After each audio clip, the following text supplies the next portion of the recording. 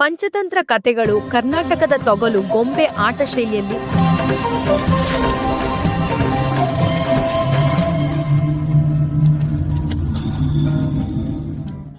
ಇಗೋ ಹಾವು ಮೇಲೆ ಸವಾರಿ ಮಾಡಿ ತನ್ನನ್ನೇ ನಾಶಕ್ಕೆ ಕರೆದುಕೊಂಡು ಹೋದ ಕಪ್ಪೆರಾಜನ ಕಥೆಯನ್ನು ಕೇಳಿ.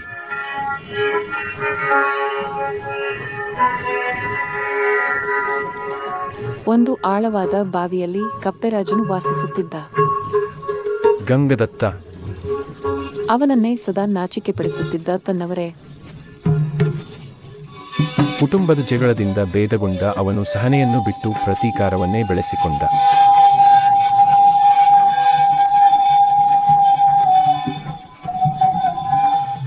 ಬಾವಿಯಿಂದ ಹೊರಬಂದು ಆತ ಅಪಾಯಕಾರಿ ನೆರವಿಗಾಗಿ ಅಲೆದನು.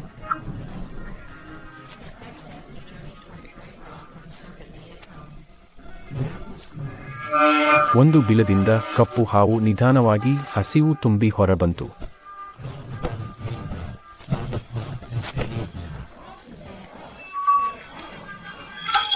ನನ್ನ ಬಾವಿಗೆ ಬಾ, ಅಲ್ಲಿ ನನ್ನ ಶತ್ರುಗಳನ್ನು ನೀನು ತಿಂದು ಬಿಡು. ನನ್ನನ್ನೇ ಒಳಗೆ ಕೊಂಡೊಯ್ಯು, ನಾನು ಊಟವಾಗುವುದನ್ನು ತಿನ್ನುತ್ತೇನೆ.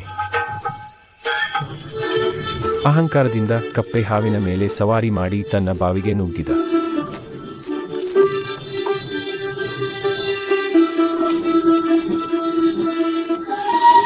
ಮೊದಲು ಅವನು ತೋರಿಸಿದ ಪ್ರತಿಸ್ಪರ್ಧಿಗಳನ್ನೆಲ್ಲ ಹಾವು ಗ್ರಾಸ ಮಾಡಿತು.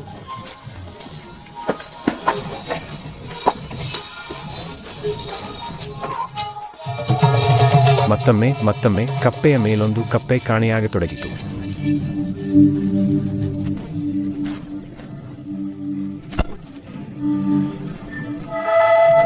ನಿನ್ನ ಶತ್ರುಗಳೆಲ್ಲ ಹೋದರು, ನನಗೆ ಇನ್ನೂ ಹಸಿವೆ.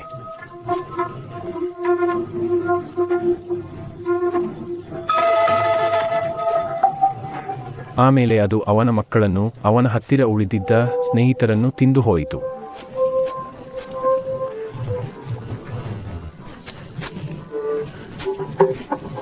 ನಾನೇ ನನ್ನ ನಾಶಕನನ್ನು ಕರೆಯಿಸಿಕೊಂಡೆ, ಈಗ ಓಡಿಬಿಡಬೇಕು.